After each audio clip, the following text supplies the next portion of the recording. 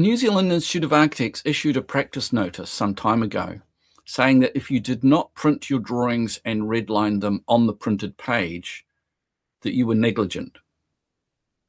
And the reason for that is that quite often it's hard to tell when you're looking at it on the screen whether it's correct. So although I say that it's magic, Anna, the way the errors just suddenly appear, there's actually something to it. And I believe that's the way to check, because it's so easy to move around like this and you think you've got everything, only to find out that it's not there. But that's a completely separate topic, isn't it? That do the redline checking just before you give the drawings out to a client.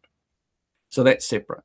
Now, the reason I quite like this, Anna, is that, so let's say, for example, you're talking to the client and the client's decided that what they really want in here is, let's say, for example, they want to have,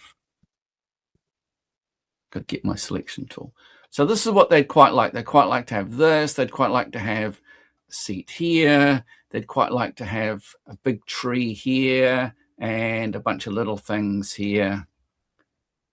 And you don't want to get into the argument about what kind of plants to use, Anna. So you're just making some choices like this, and it's just a really rough sketch.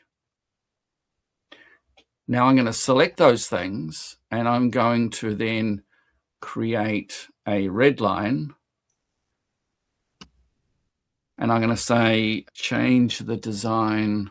Again, I like to put the word telecon at the front because that tells me it was a telephone conversation. Yeah.